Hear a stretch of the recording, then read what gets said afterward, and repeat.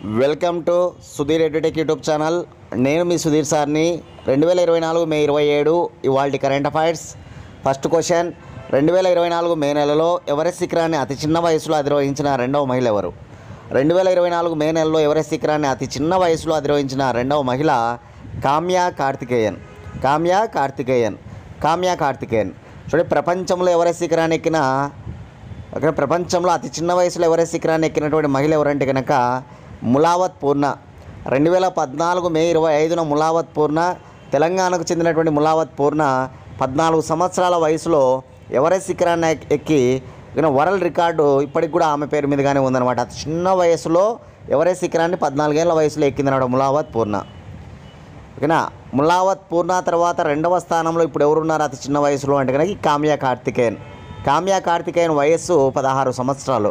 కామ్యా కార్తికేయన్ వయస్సు 16 సంవత్సరాలు అనమాట. తన తండ్రి కార్తికేయన్ ఒక నేవీ అధికారి అనమాట. తన తండ్రి కార్తికేయన్ నావికాదళంలో ఒక అధికారి అనమాట. ఆయనతో కలిసి ఎవరెస్ట్ శిఖరాన్ని అధిరోహించిందనమాట. కాబట్టి గుర్తుపెట్టుకోవాలి, ప్రపంచంలో అతి చిన్న వయసులో ఎక్కినటువంటి రెండవ మహిళగా ఇప్పుడు కామ్యా కార్తికేయన్ నిలిచిందనమాట. ఇట్లా గుర్తుపెట్టుకోవాలన్నమాట. రికార్డ్స్ అన్నీ కూడా బ్రేక్ అవుతూ ఉంటాయి ప్రతి సంవత్సరం కూడా మే నెలలో. కానీ ఆ విషయాలు గుర్తుపెట్టుకోవాలి. అదే కామ్యా కార్తికేయన్ గురించి మరికొన్ని విషయాలు చూస్తే, ప్రపంచంలో ఉన్న 7 ఎత్తైన శిఖరాలు, అంటే ప్రపంచంలో ప్రతి ఖండానికి ఉన్నటువంటి ఒక శిఖరం, అలా 7 ఖండాల్లో ఉన్నటువంటి 7 ఎత్తైన శిఖరాలను ఎక్కాలనేది ఆమె గోల్ అనమాట. ఆల్రెడీ 6 ఖండాల్లో ఉన్నటువంటి 6 ఎత్తైన శిఖరాలు ఎక్కిందనమాట. పెండింగ్ ఉన్నటువంటి ఎత్తైన శిఖరం ఏదంటే అంటార్కిటికా ఖండంలోని విన్సన్ మాసిఫ్ పెండింగ్ ఉంది. అది కనుక పూర్తయితే కనుక 7 ఖండాల్లో 7 ఎత్తైన శిఖరాలు ఎక్కినట్టు అవుతుందన్నమాట. చూడండి, ఆసియా ఖండంలో అతి ఎత్తైన శిఖరం, ఆసియా ఖండం వచ్చేసి మౌంట్ ఎవరెస్ట్. ఆఫ్రికా ఖండంలో కిలిమంజారో. ఉత్తర అమెరికా ఖండంలో మెకిన్లీ. దక్షిణ అమెరికా ఖండంలో అకన్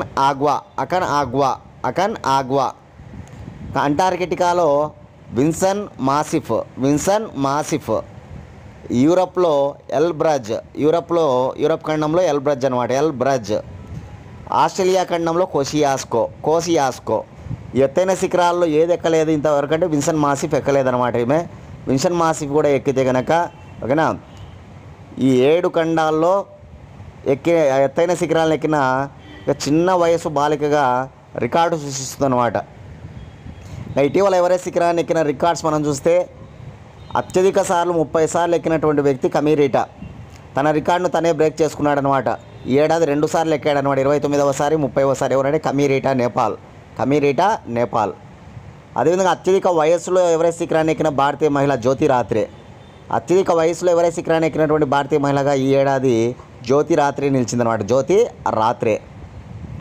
అదేవిధంగా ఓకేనా, అతి తక్కువ సమయంలో 14 గంటల 31 నిమిషాల్లో ఎవరెస్ట్ శిఖరాన్ని అధిరోహించిన రికార్డ్ అనమాట పుంజో లామా. ఇటీవల చెప్పుకున్నాం పుంజో లామా గురించి. పుంజో లామా నేపాల్ కంట్రీ అనమాట, ఆమెది నేపాల్.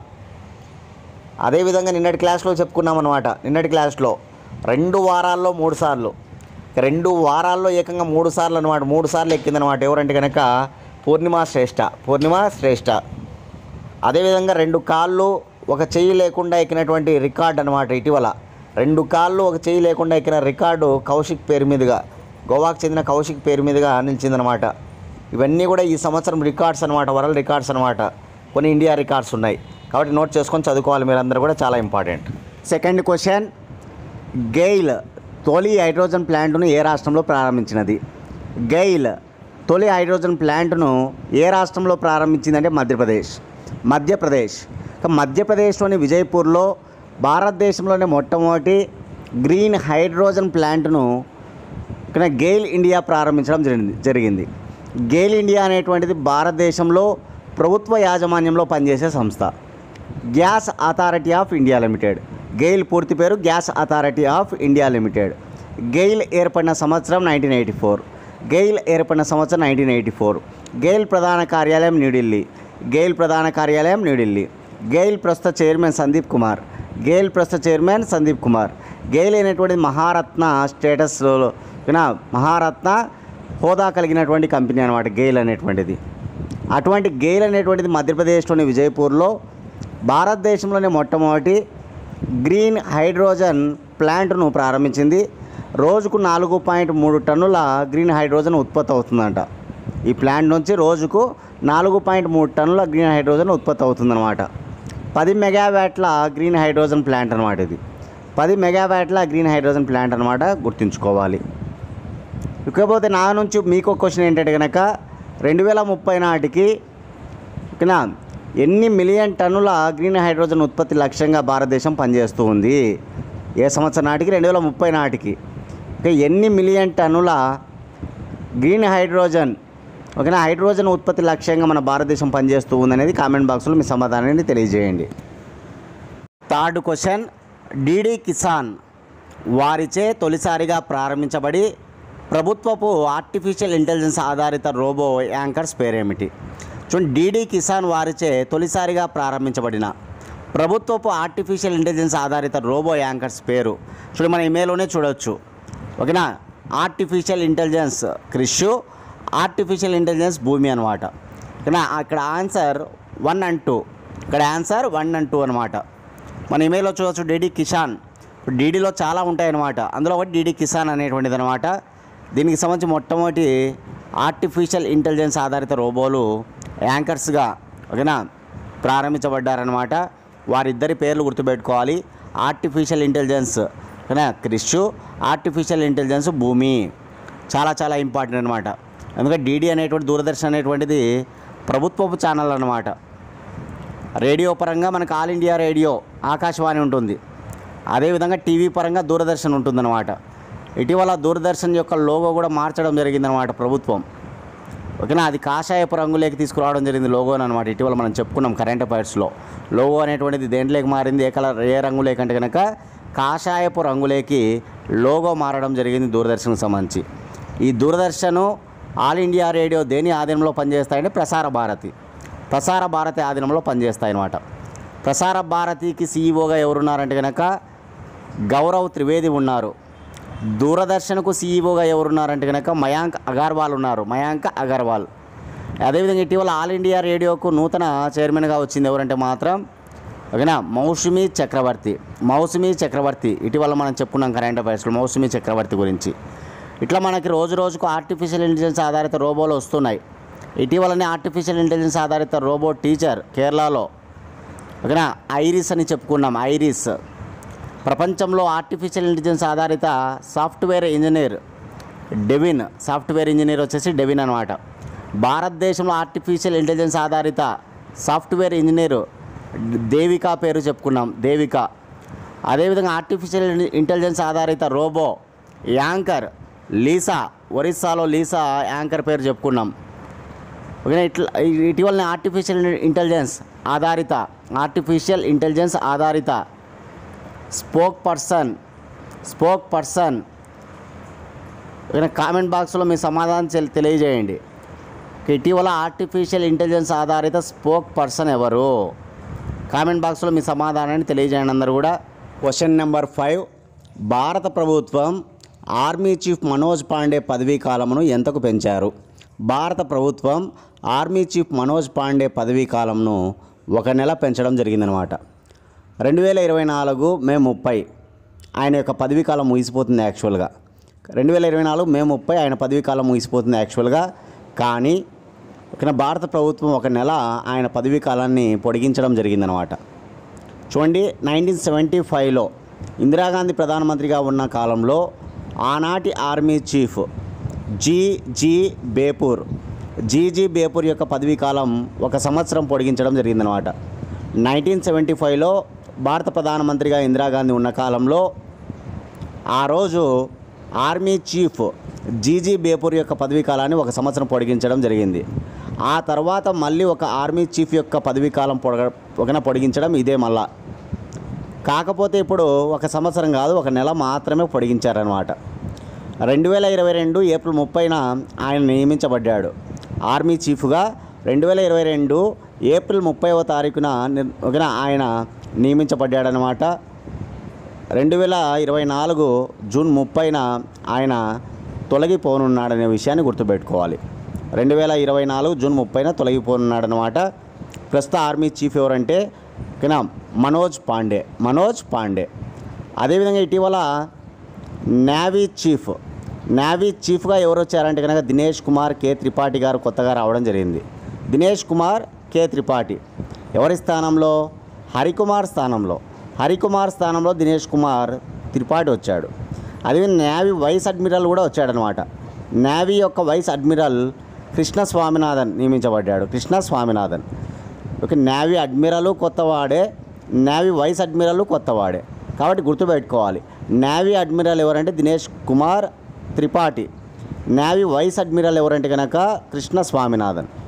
అదేవిధంగా ఎయిర్ ఫోర్స్ చీఫ్ మార్షల్ ఎవరు ప్రజెంట్ అంటే వివేక్ రామ్ చౌదరి ఉన్నారనమాట. అదేవిధంగా CDS చీఫ్ డిఫెన్స్ స్టాఫ్గా ఎవరున్నారంటే అనిల్ చౌహాన్ ఉన్నారు. అనిల్ చౌహాన్ గుర్తుంచుకోవాలి. ఓకేనా. క్వశ్చన్ నెంబర్ 5, భారతదేశంలో 2024 సంవత్సరం 3వ యూనికార్న్గా అవతరించినది ఏది? భారతదేశంలో 2024 సంవత్సరం 3వ యూనికార్న్గా అవతరించినటువంటిది పోర్టర్. చూడండి, మన ఇమెయిల్లో చూడొచ్చు పోర్టర్. ఓకేనా, గుర్తుపెట్టుకోవాలి, చాలా ఇంపార్టెంట్ అనమాట.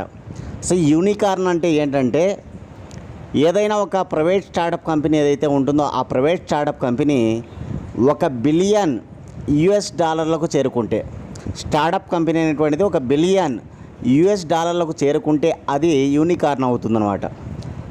ఈ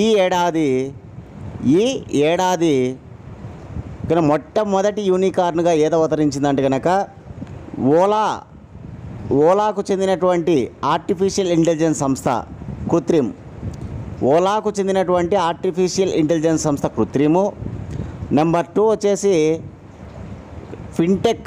ఫిన్టెక్కు చెందినటువంటి ఫెర్సియోస్ అనమాట. అదేవిధంగా ఈ ఏడాది 3వ యూనికార్న్గా అవతరించినటువంటిదే పోర్టర్ అనమాట. గుర్తుపెట్టుకోవాలి. ఈ పోర్టర్ అనేటువంటిది ఒక లాజిస్టిక్ సర్వీసెస్ కంపెనీ అనమాట. అనే విషయాన్ని గుర్తుపెట్టుకోవాలి.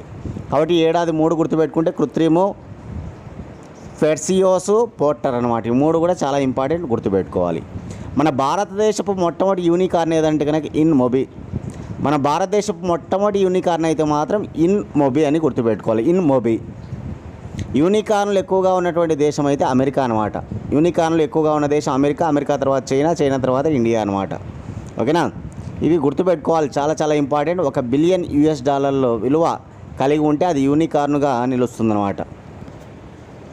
ఓకే, నా నుంచి మీకు ఒక క్వశ్చన్ ఏంటంటే కనుక ఇటీవల వెస్ట్ బెంగాల్, ఒరిస్సా, ఈశాన్య రాష్ట్రాలను తాకినటువంటి రెమల్ తుఫానుకు ఏ దేశం నామకరణం చేసింది?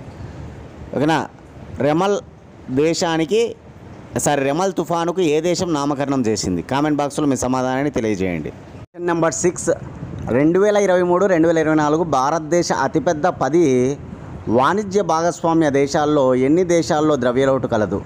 చూడండి, 2023-2024 సంబంధించి మన భారతదేశంతో అతిపెద్ద వాణిజ్య భాగస్వామ్య గల దేశాలు ఒక 10 అనుకుంటే ఆ 10 దేశాల్లో ఫస్ట్ మనం ఇటీవలనే చెప్పుకున్నాం, చైనా దేశం అవతరించింది అని. 2021 నుంచి 2023 వరకు మనకు అతిపెద్ద వాణిజ్య భాగస్వామిగా అమెరికా ఉండేదన్నమాట. కానీ అమెరికాని ఇప్పుడు వెనకకు నెట్టేసి చైనా వచ్చేసిందనమాట. కాబట్టి చైనా ఫస్ట్, సెకండ్ అమెరికా అనమాట. ఇట్లా 10 భారతదేశంతో అతిపెద్ద 10 వాణిజ్య దేశాలు మనం చూస్తే 9 దేశాలలో ద్రవ్యలోటు ఉందంట. 9 దేశాల్లో ద్రవ్యలోటు ఉందన్నమాట. ఒక్క అమెరికా తప్ప మిగతా 10 టాప్ 10 భాగస్వామ్య గల దేశాల్లో, వాణిజ్య భాగస్వామ్య గల దేశాల్లో 9 దేశాలకు మనకి ద్రవ్యలోటు ఉందన్నమాట. ఓకేనా. ఏంటి ద్రవ్యలోటు అంటే ఏం లేదు, మనం ఎగుమతులు చేసేదానికంటే దిగుమతులు ఎక్కువగా ఉన్నాయన్నమాట. అదే ద్రవ్యలోటు అంటే కనుక. అంటే భారతదేశం నుంచి ఎగుమతులు చేయడం తక్కువ అవుతూ ఉంది, ఆ దేశాలను దిగుమతి చేసుకోవడం మనం ఎక్కువ అవుతుందన్నమాట. కాబట్టి అది ద్రవ్యలోటు అనమాట. ఒక అమెరికాకు మాత్రమే మనం ఎగుమతులు ఎక్కువగా చేస్తున్నాం, దిగుమతులు తక్కువ చేసుకుంటున్నాం. మిగతా 9 దేశాల్లో ఎగుమతులు తక్కువ చేస్తూ దిగుమతులు తక్కువగా చేసుకుంటున్నాం అన్నమాట. దానివల్ల ద్రవ్యలోటు ఏర్పడుతూ ఉందన్నమాట. ఆ దేశాలు ఏమేమి ఉన్నాయంటే కనుక China, Russia, Saudi Arabia, south Korea, Iraq, United Arab Emirates, Singapore, Hong Kong. ఈ 9 దేశాలు ద్రవ్యలోటును కలిగి ఉన్నాయి. అంటే ఈ 9 దేశాలతో మనం ఎక్కువగా ఎగుమతులు చేయడంలే, ఆ దేశాల నుంచి మనం ఎక్కువగా దిగుమతి చేసుకుంటున్నాం. ఇదన్నమాట గుర్తుపెట్టుకోవాలి. దయచేసి అందరూ కూడా ఎకానమీ కరెంట్ రిలేటెడ్ అనమాట. ఇది చాలా చాలా ఇంపార్టెంట్, గుర్తుపెట్టుకోవాలి. 7th question, travel and tourism development index 2024 ప్రకారం భారతదేశ స్థానం ఎంత? Travel and tourism development index ప్రకారం భారతదేశ స్థానం 39. భారతదేశ స్కోరు 4.25. భారతదేశ స్థానం 39, భారతదేశ స్కోరు 4.25. గుర్తుపెట్టుకోవాలి. భారతదేశ స్థానం 39, భారతదేశ స్కోర్ వచ్చేసి 4.25 అనమాట. ఏంటి index? Travel and tourism development. Tourism అంటే పర్యాటకము, ట్రావెల్ అంటే ప్రయాణం మరియు పర్యాటకానికి సంబంధించినటువంటి అభివృద్ధి. దానికి సంబంధించిన ఇండెక్స్ ఎవరు ఇచ్చారు అంటే వరల్డ్ ఎకనామిక్ ఫోరం WEF అనమాట. స్విట్జర్లాండ్ దావోస్లో ప్రతి ఏటా వరల్డ్ ఎకనామిక్ ఫోరం సదస్సు జరుగుతాయన్నమాట. కాబట్టి గుర్తుపెట్టుకోవాలి, వరల్డ్ ఎకనామిక్ ఫోరం ఇచ్చినటువంటి ఇండెక్స్ అనమాట. దీనిలో భారతదేశ స్థానం 39, భారతదేశ స్కోర్ వచ్చేసి 4.25. 119 దేశాలకు సంబంధించిన ఇండెక్స్ను విడుదల చేసింది. 119 దేశాలకు సంబంధించిన ఇండెక్స్ను విడుదల చేస్తే top 4 first America, Spain, Japan, France, Australia. గుర్తుపెట్టుకోవాలి. Top 5 America, Spain, Japan, France, Australia. ఇవి గుర్తుపెట్టుకోండి. Travel and tourism development index top 5 countries చెప్పా, ఇండియా ర్యాంక్ చెప్పా, ఎన్ని దేశాలకు ఇండెక్స్ ఇవ్వడం జరిగింది, ఇండియా స్కోర్ ఎంత, ఎవరు రిలీజ్ చేశారు, ఇవి గుర్తుపెట్టుకోవాలి. క్వశ్చన్, ఆసియా జిమ్నాస్టిక్ ఛాంపియన్షిప్ 2024కు గాను గోల్డ్ మెడల్ సాధించిన తొలి భారత క్రీడాకారిణి ఎవరు? చూడండి, Asia gymnastic championship 2024 gold medal సాధించిన భారత క్రీడాకారిణి దీపా కర్మాకర్. గొప్ప జిమ్నాస్టిక్ ప్లేయర్ యాక్చువల్గా. ఎవరు? దీపా కర్మాకర్ అనమాట. కాకపోతే ఆమె డోపింగ్కు గురై 21 నెలలు సస్పెన్షన్కు గురైందనమాట. డోపింగ్కు గురై 21 నెలల పాటు సస్పెన్షన్కు గురైందనమాట. ఎవరు? దీపా కర్మాకర్. ఇక్కడ మళ్ళీ కంప్లీట్ అయిన తర్వాత ఇప్పుడు మళ్ళీ ఆడడం జరిగింది. దానిలో భాగంగా మన భారతదేశానికి గోల్డ్ మెడల్ ఆసియా జిమ్నాస్టిక్ ఛాంపియన్షిప్లో అందించిందనమాట. ఓకే, ఈ ఆసియా జిమ్నాస్టిక్ ఛాంపియన్షిప్లో ఇంతవరకు మన భారత క్రీడాకారిణి ఎవ్వరు కూడా గోల్డ్ మెడల్ సాధించలేదు. మొట్టమొదటిసారిగా గోల్డ్ మెడల్ సాధించినటువంటి భారత క్రీడాకారిణిగా రికార్డు సృష్టించిందనమాట దీపా కర్మాకర్. అంతేకాదు, ఇటీవల ఆమె 2 సార్లు మోకాలి చికిత్సలు కూడా చేసుకుందనమాట. 2 సార్లు చికిత్స చేసుకున్నప్పటికి కూడా అది క్లియర్ అయింది. దాని తర్వాత ఇప్పుడు ఆడడము, ఏకంగా గోల్డ్ మెడల్ సాధించడం ఇక్కడ విశేషం అనమాట. కాబట్టి గుర్తుంచుకోవాలా. నా నుంచి మీకు ఒక క్వశ్చన్ ఏంటంటే కనుక, దోహా డైమండ్ లీగ్ 2024 ఓకేనా, దోహా డైమండ్ లీగ్ 2024కు సంబంధించి గోల్డ్ మెడల్ సాధించింది జాకబ్ అనమాట. సిల్వర్ మెడల్ మన భారతీయుడు సాధించాడు. ఎవరు ఆ సిల్వర్ మెడల్ సాధించిన భారతీయుడు? కామెంట్ బాక్స్లో మీ సమాధానాన్ని తెలియజేయండి. Doha diamond league javelin throw గురించి, జావెలిన్ త్రోకు సంబంధించినటువంటి విషయం అన్నమాట. జావెలిన్ త్రో, ఎవరు ఆ జావెలిన్ త్రోయర్? ఇండియాకు చెందినటువంటి జావెలిన్ త్రోయర్. సిల్వర్ మెడల్ సాధించిన జావెలిన్ త్రోయర్ ఎవరు? కామెంట్ బాక్స్లో మీ సమాధానాన్ని తెలియజేయండి. Question number 8, Monaco grand prix 2024 విజేతగా నిలిచిన ఫార్ములా 1 రేసర్ ఎవరు? మొనాకో గ్రాండ్ ప్రిక్స్ 2024 విజేతగా నిలిచిన ఫార్ములా 1 రేసర్ చార్లెస్ లెక్లర్క్. ఇమేజ్లో చూడొచ్చు మనం అతన్ని. ఫార్ములా 1 రేసర్ అనమాట. మొనాకో దేశానికి చెందిన వ్యక్తి ఇతను.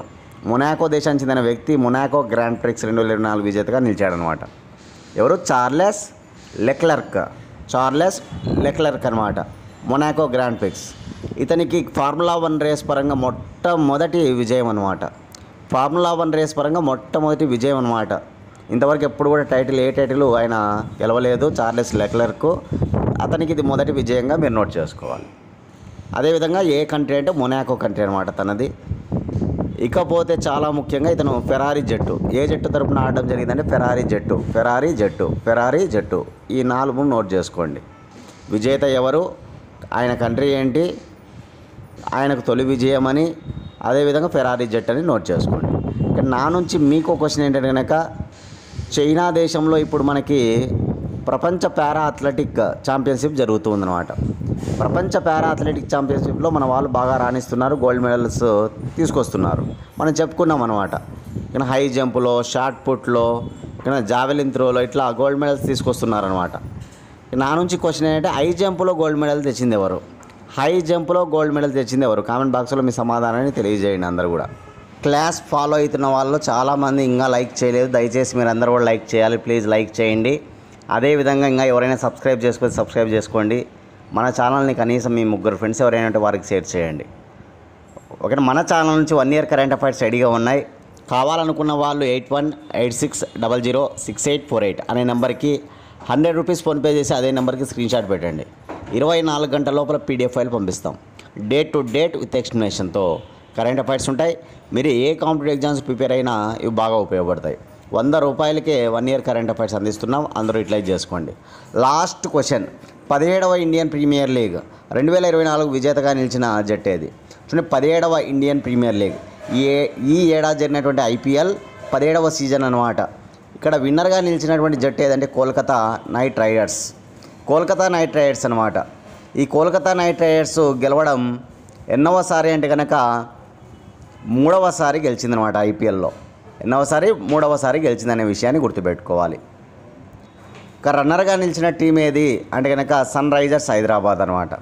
Runner sunrisers Hyderabad, winner Kolkata knight riders. ఆ విషయాన్ని గుర్తుపెట్టుకోవాలి. ఇది 17వ సీజన్ అనమాట.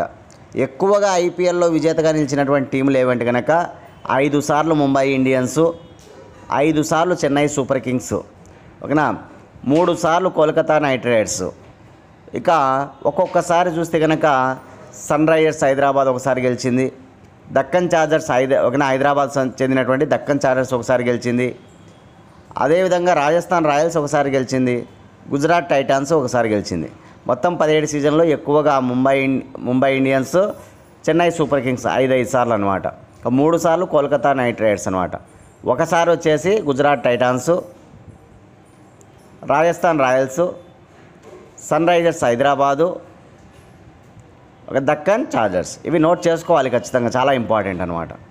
అదేవిధంగా IPLకు సంబంధించి ప్రతి సీజన్లో కూడా పర్పుల్ క్యాపు, ఆరెంజ్ క్యాప్ అని 2 ఉంటాయి. ఆరెంజ్ క్యాపు బెస్ట్ బ్యాట్స్మెన్, ఓకేనా, ఉత్తమ ఆటగాడికి ఓకేనా ఇస్తారనమాట. బెస్ట్ బ్యాట్స్మెన్కి ఇస్తారు. అదే బెస్ట్ బౌలర్కి ఇచ్చేది ఏదంటే కనుక పర్పుల్ క్యాప్ అనమాట. బెస్ట్ బ్యాట్స్మెన్కి ఇచ్చేది ఆరెంజ్ క్యాప్, బెస్ట్ బౌలర్కి ఇచ్చేది పర్పుల్ క్యాప్ అనమాట. ఈసారి ఆరెంజ్ క్యాప్ ఎవరు అంటే కనుక ఒక ఆరెంజ్ క్యాప్ వచ్చేసి విరాట్ కోహ్లీ. 741 పరుగులు చేశాడు విరాట్ కోహ్లీ, 741 రన్స్ అనమాట. ఓకేనా, బెంగళూరుకు చెందినటువంటి రాయల్ ఛాలెంజర్స్ టీంకు చెందిన వాడే విరాట్ కోహ్లీ, 741 పరుగులు అనమాట. ఇంకా పర్పుల్ క్యాప్ ఎవరు? పర్పుల్ క్యాప్ ఎవరంటే కనుక అంటే బౌలర్కి ఇస్తారు పర్పుల్ క్యాపు. పంజాబ్ కింగ్స్కు చెందినటువంటి బౌలర్ హర్షల్ పటేల్. ఈ హర్షల్ పటేల్ 21 వికెట్లు తీసి పర్పుల్ క్యాప్ పొందాడనమాట. హర్షల్ పటేల్ వచ్చేసి పంజాబ్ కింగ్స్, నోట్ చేసుకోవాలి. వికెట్లు ఎన్ని తీసాయంటే 24. ఈ 2 పోతే మరొక అవార్డు ఏంటంటే కనుక బెస్ట్ వాల్యుబుల్ ప్లేయర్, విలువైన ఆటగాడు సునీల్ నరైన్ అనమాట. ఈసారి విలువైన ఆటగాడిగా ఎవరు నిలిచారంటే సునీల్ నరైన్ నిలిచాడు. కోల్కతా నైట్ రైడర్స్ టీంకు చెందినవాడు సునీల్ నరైన్, గుర్తుపెట్టుకోవాలి. Sunil Narine best valuable player అనమాట. టీం వచ్చేసి కోల్కతా నైట్ రైడర్స్ అని గుర్తుపెట్టుకోవాలి. అదే ఎమర్జింగ్ ప్లేయర్ అవార్డు, ఎమర్జింగ్ ప్లేయర్గా అంటే వర్ధమాన ఆటగాడు అంటారు తెలుగులో. ఫస్ట్ టైం ఆడడం జరిగింది, బెస్ట్గా ఆడడం జరిగింది. ఎవరంటే కనుక నితీష్ రెడ్డి, సన్ రైజర్స్ హైదరాబాద్కు చెందినటువంటి నితీష్ రెడ్డి, గుర్తుపెట్టుకోవాలి. బెస్ట్ ఎమర్జింగ్ ప్లేయర్ వర్ధమాన ఆటగాడు అనమాట. ఎవరంటే నితీష్ రెడ్డి. టీం వచ్చేసి సన్ రైజర్స్ హైదరాబాద్ అనమాట, గుర్తుపెట్టుకోవాలి. ఇకపోతే ఎక్కువ 4లు కొట్టింది ఎవరు, ఎక్కువ 6లు కొట్టింది ఎవరు? ఎక్కువ 4లు కొట్టిన వాడు టీ హెడ్ అనమాట. సన్ రైజర్స్ హైదరాబాద్కు చెందిన టీ హెడ్ ఎక్కువ 4లతో నిలిచాడు. ఈ ఎక్కువ 6లు వచ్చేసి అభిషేక్ శర్మ, సన్ రైజర్స్ హైదరాబాద్ అభిషేక్ శర్మ. ఎక్కువ 6లు సన్ రైజర్స్ హైదరాబాదే, ఎక్కువ 4లు కూడా సన్ రైజర్స్ హైదరాబాద్ ప్లేయరే. ఎక్కువ 4లు ఎవరు? టీ హెడ్ అనమాట. ఎక్కువ 6లు కొట్టింది ఎవరు? అభిషేక్ శర్మ. ఇవన్నీ కూడా నోట్ చేసుకోవాలి, చాలా చాలా ఇంపార్టెంట్. ఈ సీజన్కు సంబంధించి ఐపీఎల్ అవార్డ్స్ అనమాట ఇవి. ఓకేనా? రైట్. రేపటి క్లాస్లో మళ్ళీ కలుసుకుందాం ఫ్రెండ్స్. థ్యాంక్స్.